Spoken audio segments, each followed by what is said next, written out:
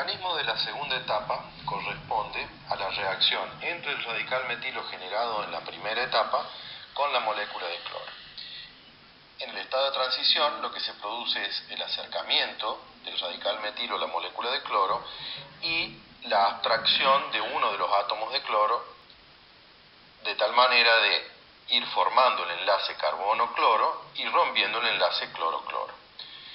El estado de transición vemos que el radical metilo deja de ser plano para convertirse en piramidal cuando el enlace carbono-cloro empieza a formarse. Por lo tanto, su hibridización cambia de sp2 a sp3, que es la que muestra en el producto de reacción, que es el clorometano.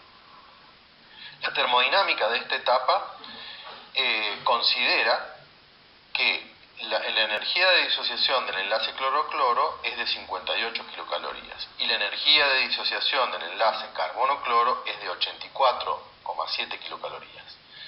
Pero como el enlace cloro-carbono se está formando, diremos que cuando se forma el enlace cloro-carbono se liberan 84 kilocalorías, de ahí el signo negativo.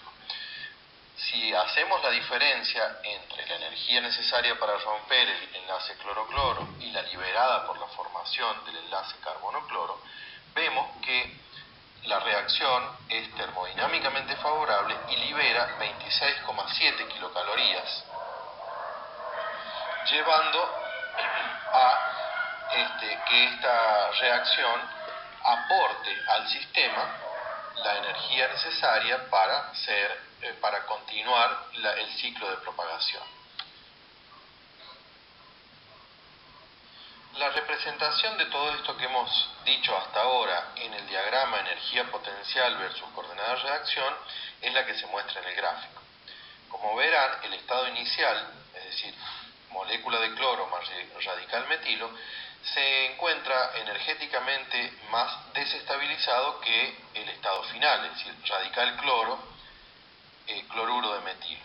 Es por esto que decimos que esta etapa es 26,7 kilocalorías, termodinámicamente favorable y es la que realmente da la energía necesaria para que el sistema se propague y mientras haya metano y mientras haya cloro, la reacción continúe. Como verán aquí, el estado de transición se ubica muy cerca del estado inicial, solo tiene 2 kilocalorías por mol por encima del estado inicial, y eso es importante para las discusiones posteriores que vamos a tener en otros mecanismos de reacción, que identifiquemos la posición del estado de transición respecto al estado inicial y al estado final de la reacción.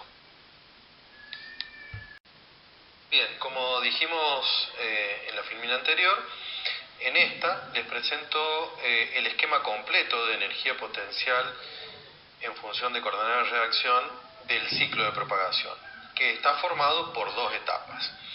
La primera, en donde el estado inicial corresponde al radical cloro más la molécula de metano, que transcurre, ¿no es cierto?, por abstracción de un hidrógeno de la molécula de metano para formar ácido clorhídrico y el radical metilo, pasando por un estado de transición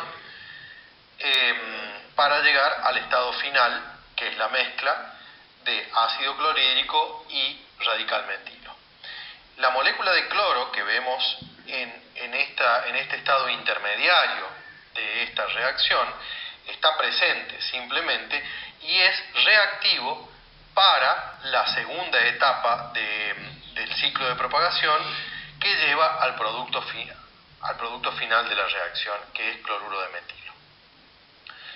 En esta segunda etapa habíamos dicho que se podía observar otro estado de transición donde el radical metilo abstrae un átomo de cloro de la molécula de cloro para formar el producto final. Esta segunda etapa es la que es termodinámicamente muy favorable, ya que lleva a un estado final de muy baja energía comparado con el estado inicial del ciclo de propagación.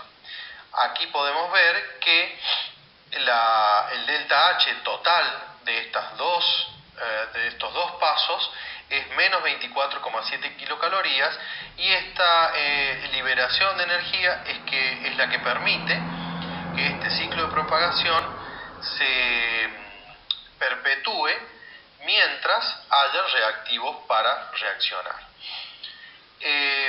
Falta aclarar que justamente el ciclo de propagación se cierra gracias a la producción del radical cloro, que es el mismo que va a contribuir al estado inicial de la primera etapa del ciclo de propagación para poder seguir generando cloruro de hidrógeno, radical metilo, y con más cloro, clorometilo, y así sucesivamente.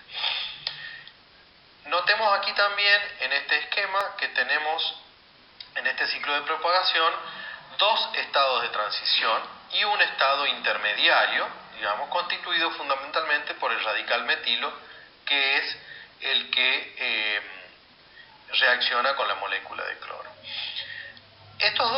La energía de estos dos estados de transición son los puntos más altos en energía de este sistema. Como podrán ver, el estado de transición que lleva desde el estado inicial al estado intermediario es el realmente más alto en energía de todo el proceso. Por lo tanto, ese es el que determina la velocidad de reacción y por lo tanto, como corresponde a la primera etapa, se dice que esta primera etapa de reacción es la etapa determinante de la velocidad de todo el proceso. Por último, creo que vale la pena insistir para que podamos interpretar lo más completamente posible este esquema y que no haya confusión. Habíamos dicho que el ciclo de propagación tiene dos etapas. Una que lleva de radical cloro más metano a el radical metilo más ácido clorhídrico, y la otra que lleva de radical metilo y molécula de cloro a radical cloro más clorometano. Ambas etapas están conectadas por un estado intermedio que habíamos mencionado anteriormente, que está conformado por la molécula de cloro y el radical metilo y el ácido y el cloruro de hidrógeno, que es uno de los productos de la reacción. Para que quede claro, este estado intermedio, si uno está mirando la primera etapa, le llamaremos estado final de la primera etapa. Y si uno está mirando la segunda etapa, le llamaremos estado inicial de la segunda etapa. Esto es importante porque por eso es que se lo llama estado intermedio, porque es compartido o tiene partes tanto de la primera etapa como de la segunda etapa. Esto es importante entenderlo, y cualquier duda les pido que lo consulten.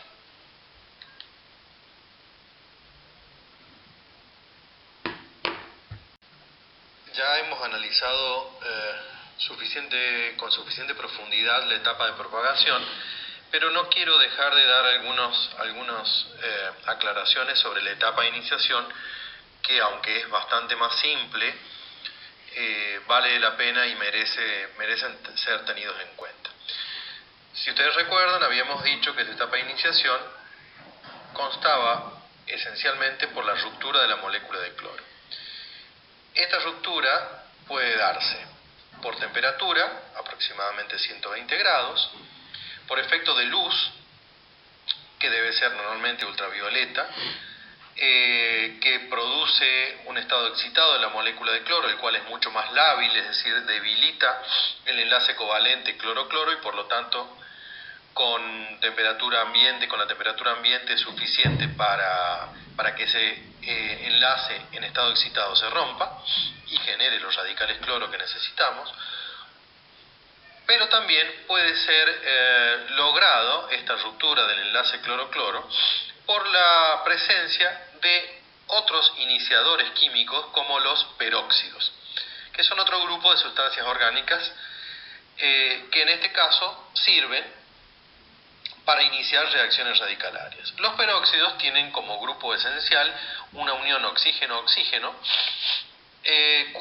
cuya energía de enlace normalmente está entre 20 y 30 kilocalorías por mol. Por lo tanto, hace que ese enlace sea bastante lábil y pueda ser roto homolíticamente a 30 o 40 grados centígrados o también inclusive por la acción de luz visible, generando radicales oxidrilos o radicales alcóxidos, que son los encargados de reaccionar con la molécula de cloro para finalmente generar el radical cloro que nosotros queremos. Estos iniciadores, como los peróxidos, se usan en muy baja proporción respecto al resto de los reactivos de estas reacciones, y está en el rango de 1 a 0,01%. Esto es importante notarlo para que se den cuenta que una vez que se genera una pequeña cantidad de radicales cloro, por la vía que sea, como habíamos dicho, la etapa de propagación es autosustentable, es decir, con la energía que produce la etapa de propagación es suficiente como para que los radicales cloro se sigan produciendo y consuman todos los reactivos disponibles. Los iniciadores o las condiciones para activar la etapa de iniciación no es necesario que sean permanentes en estas reacciones en cadena, sino que, como su nombre lo indica, son solo condiciones de iniciación de la reacción.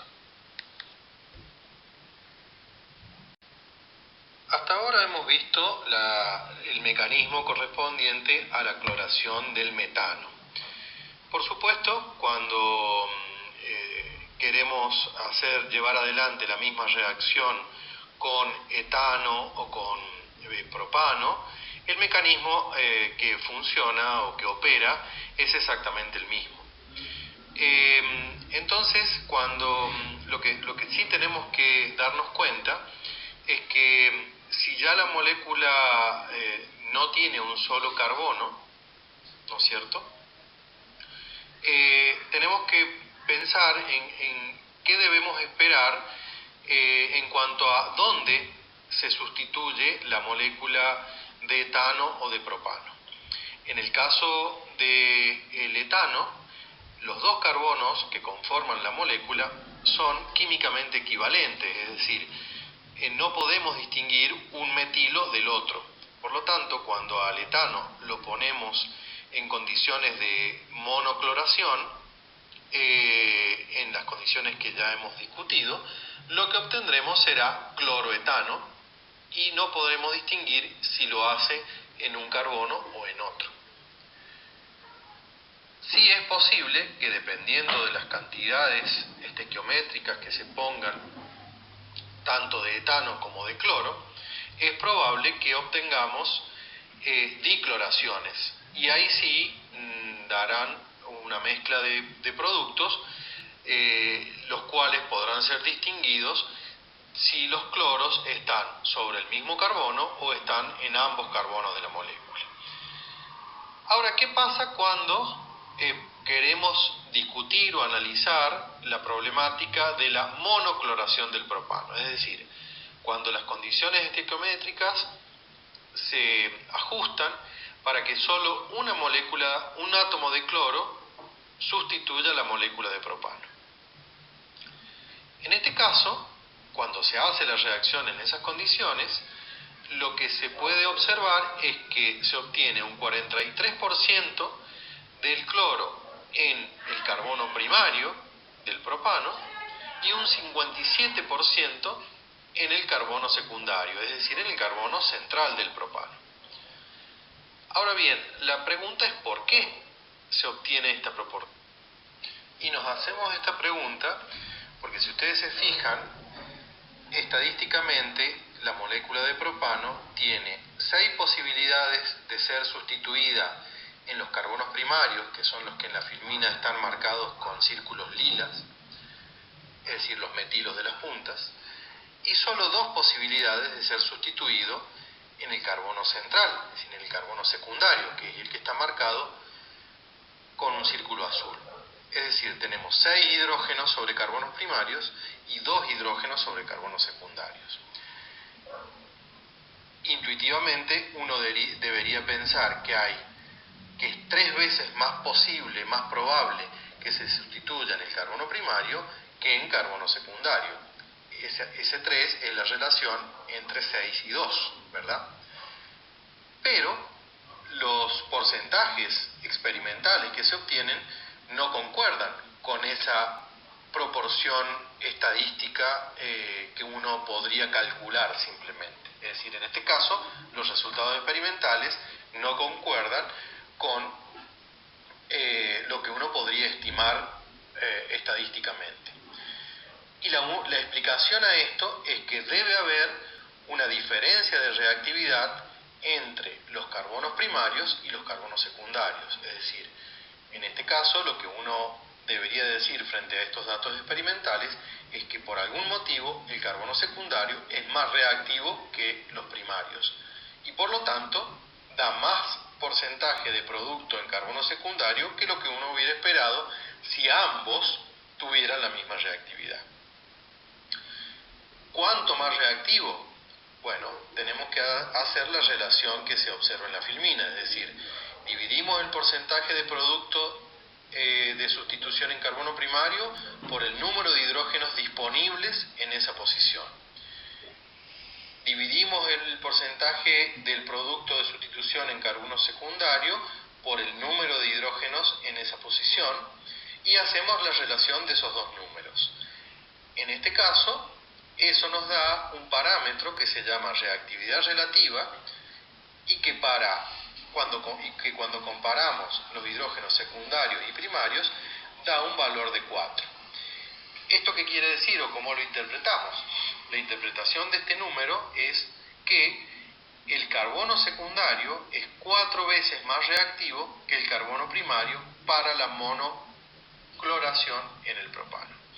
En realidad, esta reactividad relativa se mantiene para cualquier tipo de molécula, para cualquier alcano, y siempre diremos que frente a la cloración, un carbono secundario es 4 veces más reactivo que un carbono primario. Entonces ahora lo que nos toca es tratar de contestar la pregunta de por qué los carbonos secundarios son más reactivos que los carbonos primarios frente a la cloración. Para tratar de contestar esto, tenemos que ubicarnos en la primera etapa del ciclo de propagación de la reacción. ¿Por qué la primera etapa? Porque habíamos dicho que es la etapa determinante de la velocidad de la reacción. Y cuando uno habla de reactividad, siempre se debe referir a esa etapa porque es la que controla la velocidad y es lo que nos da idea de la reactividad de un compuesto. Si ustedes recuerdan, la primera etapa de este mecanismo corresponde a la abstracción de un hidrógeno por parte del radical cloro de la molécula de alcano. En este caso vamos a hablar de la molécula de propano. Fíjense que para abstraer un hidrógeno del carbono primario están involucradas 98 kilocalorías, mientras que para abstraer un hidrógeno del carbono secundario son necesarias 95 kilocalorías. Por otra parte, el producto que se forma de esta reacción es el cloruro de hidrógeno, que si ustedes recuerdan, aportaba 103 kilocalorías por mol al formarse el enlace cloro-hidrógeno. Entonces fíjense que aquí tenemos que destacar dos cosas. Primero, que esta primera etapa del ciclo de propagación para el caso del propano se ha convertido en exotérmica también, si la comparamos con la primera etapa del ciclo de propagación de la cloración del metano, que si ustedes recuerdan era endotérmica en 2 kilocalorías. Aquí estamos viendo que esta primera etapa aporta energía al sistema. Esa energía que aporta al sistema va a depender de si el hidrógeno que se abstrae o que es abstraído por el cloro radical sale de un carbono primario o sale de un carbono secundario. Si sale de un carbono primario, la diferencia de energía es 5 calorías por mol, mientras que si sale del carbono secundario es 8 kilocalorías por mol. O sea que ahí ya estamos hablando de un delta de 3 kilocalorías en el radical que es producto de esta primera etapa. Pero estamos hablando, en este caso, del producto final. Tenemos que ver más estrictamente cómo esa diferencia de energía en el estado final de la reacción se refleja en el estado de transición, porque esa energía es la que controla la velocidad y la reactividad. Notemos aquí en el esquema que el estado de transición para la abstracción del hidrógeno del carbono secundario es 1 kilocaloría menor, o contiene o se ubica 1 kilocaloría más abajo en energía que el estado de transición para la abstracción del hidrógeno del carbono primario. Esa diferencia de 1 kilocaloría es la que da la diferencia de reactividad entre las dos posiciones y es la que explica por qué obtenemos más producto de sustitución en el carbono secundario que en el carbono primario. La diferencia de energía es mucho menor en el estado de transición que en el estado final de la reacción. Uno puede decir, mirando este gráfico, que un radical primario del propano es 3 kilocalorías más inestable que el radical secundario del propano. Eso ya lo habíamos dicho hace unas filminas atrás, cuando veíamos la estabilidad de los radicales, que habíamos dicho que los secundarios eran más estables que los primarios y estos a su vez eran más estables que el radical metilo. Y por lo tanto estamos viendo que la reactividad en la cloración de los alcanos tiene que ver o está gobernada por la estabilidad de los radicales que se forman como intermediarios de la reacción. De todas maneras, esta diferencia entre los radicales no se refleja en toda su totalidad en la diferencia de energía entre los estados de transición. Notemos que la diferencia de energía entre los estados de transición es solo 1 kilocaloría. A pesar de eso, es suficiente para diferenciar o para hacer que el cloro radical distinga entre los carbonos primarios y los carbonos secundarios. Esto se debe, ¿por qué la diferencia entre la estabilidad de los radicales producto de la reacción no se refleja completamente sobre la diferencia de energía entre los estados de transición? Esto se debe a que los estados de transición están ubicados más cerca del estado inicial de la reacción que del estado final de la reacción. Y esto se debe a su vez a que la reacción es exotérmica. En todas las reacciones exotérmicas, los de transición están ubicados más cerca del estado inicial de la reacción que del estado final de la reacción. Bueno, ahora toca analizar las reactividades relativas de los hidrógenos terciarios versus los primarios. Acá tenemos un ejemplo en donde planteamos la cloración del 2-metilpropano o terbutano, también llamado. Como verán, cuando uno hace la reacción en las condiciones de monocloración, se obtiene 36% de cloración en el carbono terciario y 64% en la cloración en carbono primario. De todas maneras, si calculamos la reactividad relativa de acuerdo a las relaciones que hemos planteado anteriormente, vemos que los hidrógenos sobre carbonos terciarios son 5 veces más reactivos que los hidrógenos sobre carbonos primarios. Entonces hemos completado la serie en cuanto a la reactividad relativa para la cloración en los alcanos. Hemos visto que los hidrógenos sobre carbono terciarios son más reactivos que los hidrógenos sobre carbonos secundarios y más reactivos que los hidrógenos sobre carbonos primarios. Fíjense que este orden de reactividad es el mismo orden de estabilidad de los radicales que son intermediarios en esta reacción. Bueno, así como analizamos un poco las reacciones de cloración de alcanos, ahora tenemos que ver qué pasa cuando tratamos de bromar un alcano. En este caso vamos a analizar la bromación del metano, que en condiciones de calor o irradiación con luz produce bromometano y bromuro de hidrógeno. Esta reacción tiene un delta H de menos 8 kilocalorías en términos globales, por lo tanto podemos decir que es una reacción exotérmica en 8 kilocalorías. Como en el caso de la cloración, tiene una etapa de iniciación que corresponde a la ruptura de molécula de bromo en dos radicales bromo. La etapa de propagación consta de dos reacciones, donde el radical bromo abstrae un átomo de hidrógeno de la molécula de metano para dar bromuro de hidrógeno y radical metilo, la cual es endotérmica en 17 kilocalorías. Recordemos que en el caso de la cloración del metano, esta etapa era endotérmica también, pero solo en 2 kilocalorías. O sea que hay una gran diferencia entre las dos halogenaciones. La segunda etapa del ciclo de propagación corresponde a que el radical metilo generado en la primera abstrae un átomo de bromo de la molécula de bromo y da el otro producto de la reacción, que es el bromometano. Esta etapa es exotérmica en 25 kilocalorías.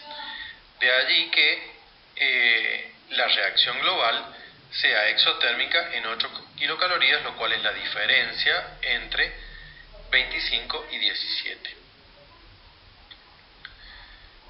Como vemos en el esquema global de energía potencial en función de la coordenada de reacción, como en la cloración, tenemos dos etapas, ambas cada una con su estado de transición, y un estado intermediario donde se encuentra el radical metilo más el producto de la primera etapa, que es bromuro de hidrógeno.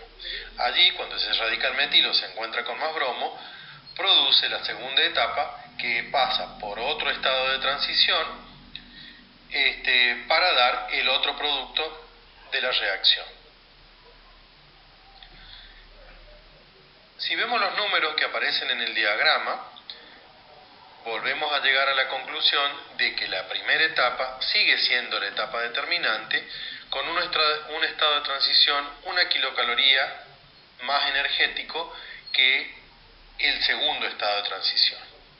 Entonces, ahora de nuevo vemos que la primera etapa es la etapa determinante de la velocidad y la que controla la reactividad también en este mecanismo de bromación de alcanos. Por lo tanto, tenemos que analizar más profundamente esta primera etapa, que como dijimos es la que va a controlar la reactividad, ya que es la etapa determinante de la velocidad de reacción también en este caso.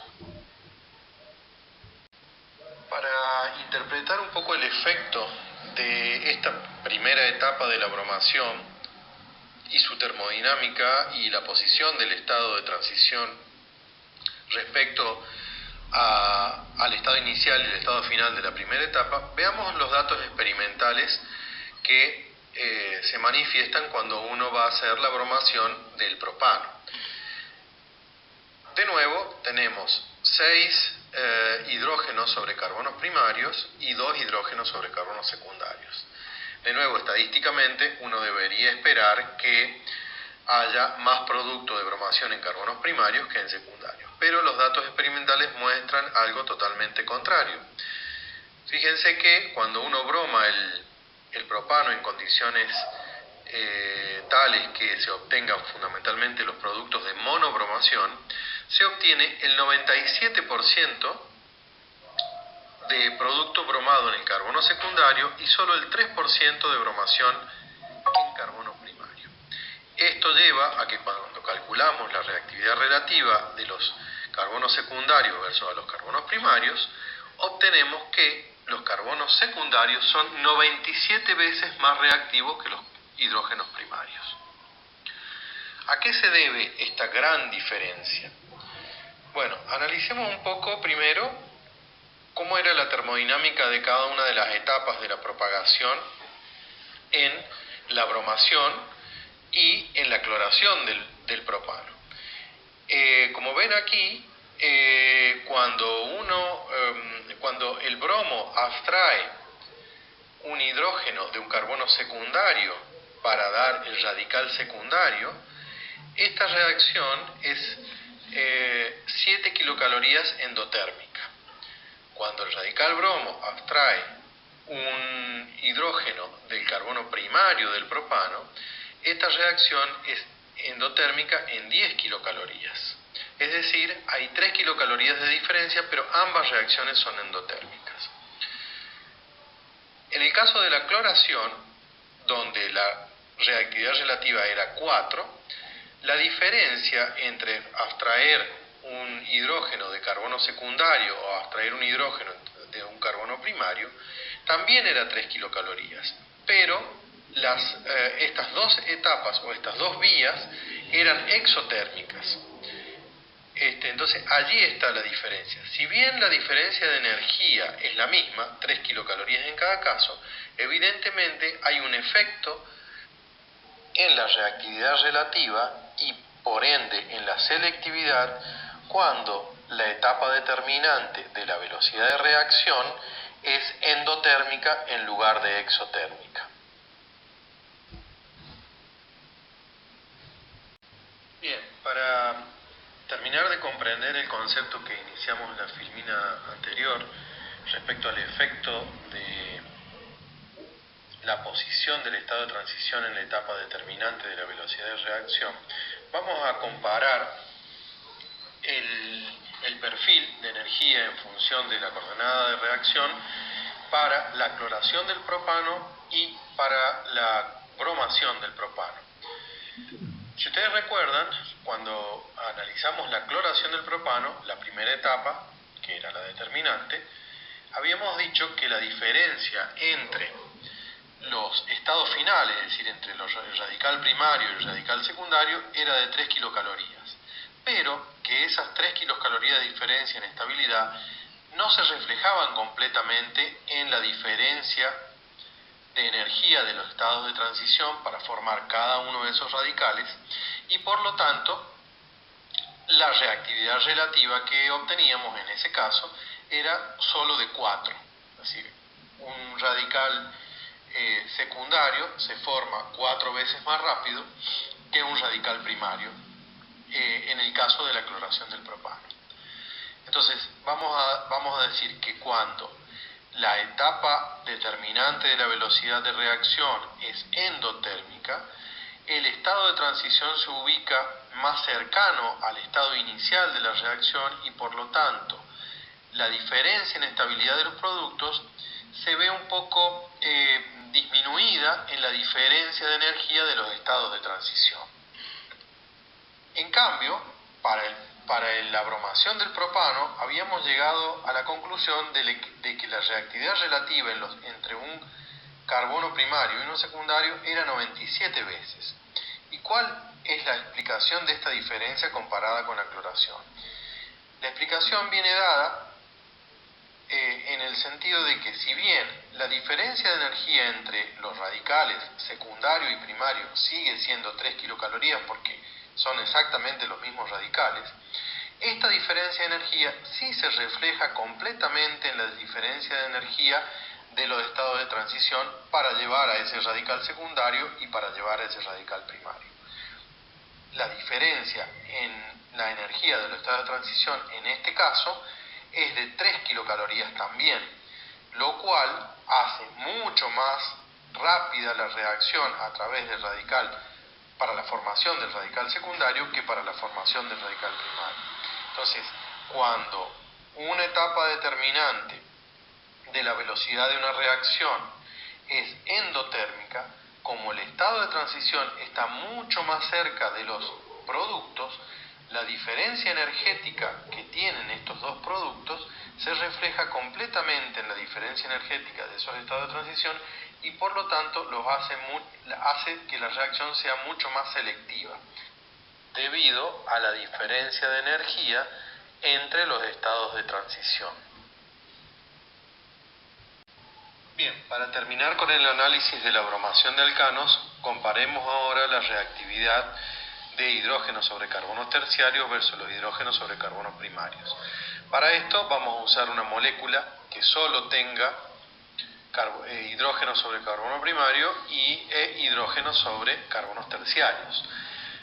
Como verán acá tenemos 2,2,3-trimetilbutano. Presenta 15 hidrógenos sobre carbonos primarios, es decir, todos los hidrógenos de los metilos, que son carbonos primarios ya que están unidos solo a un carbono, y un hidrógeno, el que está marcado con la esfera celeste, unido a un carbono terciario, ya que este carbono está unido a 3 carbonos. Si a esta molécula la sometemos a condiciones de bromación radicalaria, el resultado que se obtiene es un 96% de bromación en el carbono terciario, más un 4% de bromación en carbonos primarios. Esto da una reactividad relativa de hidrógeno sobre carbonos terciarios versus hidrógeno sobre carbonos primarios de 360. Como verán, es una gran diferencia, por lo que esto nos tiene que servir para que cuando analicemos una reacción de bromación de alcanos, lo primero que tenemos que hacer es buscar si esa molécula tiene hidrógeno sobre carbonos terciarios. Si es así, el producto principal que tenemos que proponer para esa reacción va a ser la bromación sobre ese carbono. Y probablemente, dependiendo de los otros carbonos que haya, puede haber algún producto secundario de bromación en otra posición, pero fundamentalmente la bromación se da sobre los hidrógenos de los carbonos terciarios. La explicación de esto sigue siendo la misma. La diferencia de selectividad y de reactividad está dada por cómo se refleja en los estados de transición para la formación de los radicales que se forman en cada reacción, ya que los radicales terciarios son mucho más estables que los primarios y, por lo tanto, esa diferencia de estabilidad se refleja en el estado de transición y, por ende, en el porcentaje de productos obtenidos. Bueno, para finalizar estas halogenaciones de alcano, tenemos que decir que, por ejemplo, este método radicalario no es aplicable para fluorar alcanos, puesto que la reacción es muy exotérmica y no se puede controlar, por lo tanto lleva a una explosión. Esto se justifica pensando en que la formación del enlace hidrógeno-flúor para formar el fluorohidrógeno tiene o libera 136 kilocalorías por mol cuando se produce. Por lo tanto, esta energía es muy alta y lleva a una reacción en cadena incontrolable y por lo tanto a explosión. En el caso de la iodación de alcanos es a la inversa. En realidad está termodinámicamente desfavorecida y normalmente los ioduros de alquilo tienden a descomponerse, a formar yodo y el alcano correspondiente. Esto se debe a que la termodinámica de esta reacción es bastante desfavorable, ya que como el delta H global es casi 13 kilocalorías positivo, o sea que es endotérmica de 13 kilocalorías. Si la comparamos con la cloración y con la bromación, las cuales eran exotérmicas ambas, la cloración casi 25 kilocalorías por mol y la bromación alrededor de 8 kilocalorías por mol. El motivo por el cual la iodación es tan termodinámicamente desfavorable es que la primera etapa, así la reacción donde un radical yodo le abstrae un protón al metano, esa etapa tiene un delta H de más 34 kilocalorías, es decir, es muy endotérmica, por lo tanto no es favorable y la reacción no procede por mecanismo radicalario.